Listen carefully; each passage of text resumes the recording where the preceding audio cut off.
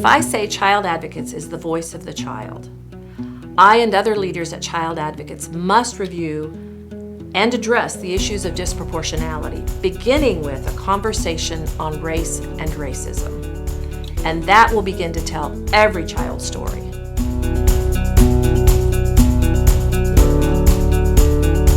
Cindy's been a warrior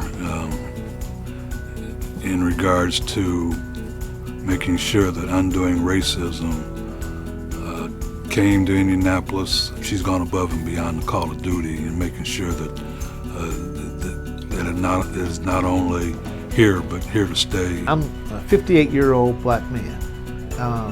I thought I was an expert in all matters with respect to race, specifically as it relates to black men. I was blown away first by my lack of knowledge, secondly by my lack of understanding of fully what it was about. And I became a student, I became a disciple, and I became committed to furthering this work.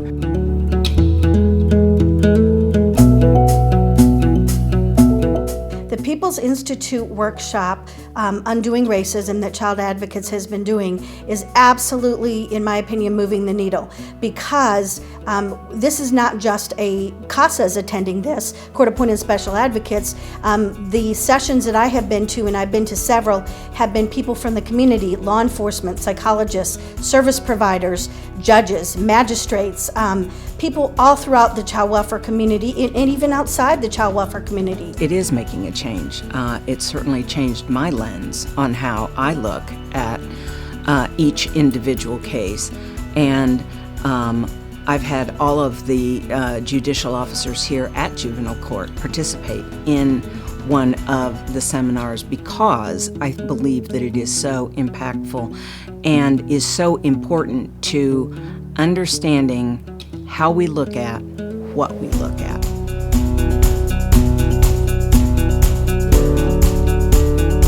I think racism really is brought upon just people not understanding each other, not knowing each other, not just the siloed world that we lived in the past, human nature to feel superior to somebody else.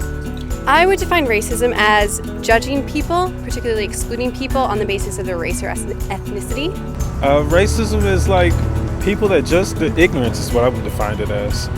People that they don't realize that there is no color. Everybody's just people. I mean, it's just how it's 2015. Should be no difference.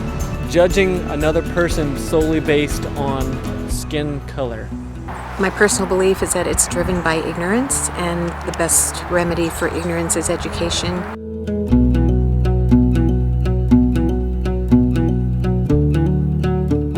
All right, ladies and gentlemen, captains indicate we're beginning our final descent into New Orleans.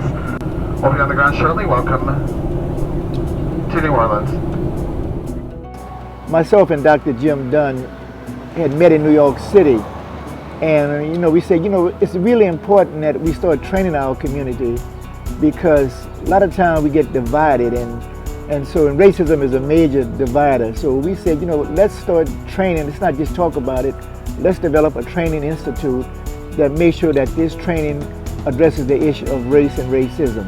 My first husband was white, and I have a white child with my first husband. My second husband was Jim Dunn, and I have a black child with Jim Dunn.